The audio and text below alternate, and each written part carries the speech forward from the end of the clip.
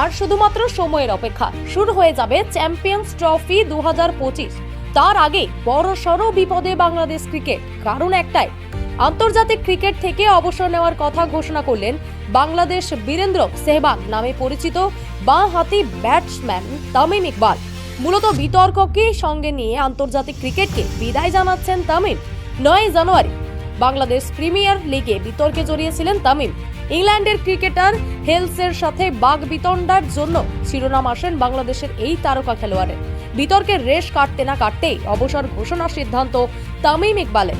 তবে গুরুত্বপূর্ণ বিষয়, 2023 জুলাই মাসে ক্রিকেট থেকে অবসর নিয়েছিলেন বাংলাদেশের এই খেলোয়াড়। পরে অবসর ভেঙে আবারও দলে ফেরেন তামিম।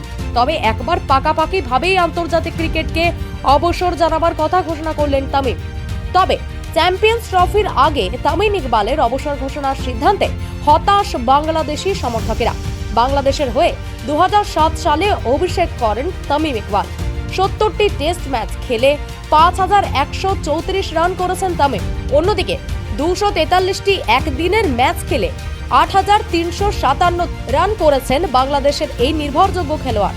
টপ অর্ডারে বাংলাদেশের নির্ভরযোগ্য খেলোয়াড় হয়ে নিজেকে প্রমাণ করেছেন ক্রিকেট মাঠে বহুবার। তবে চ্যাম্পিয়ন্স ট্রফির আগে তামিম ইকবালের অবসর ঘোষণায় বিপাকে Bangladesh cricket board. Bangladesh cricket board champions ট্রফিতে খেলার জন্য তামিম ইকবালকে বহুবার অনুরোধ করলেও তিনি রাজি হননি। তবে ভেবেচিন্তে নিজের সিদ্ধান্তে অনড় রইলেন বাংলাদেশের এই প্রিমিয়ার ক্রিকেটার।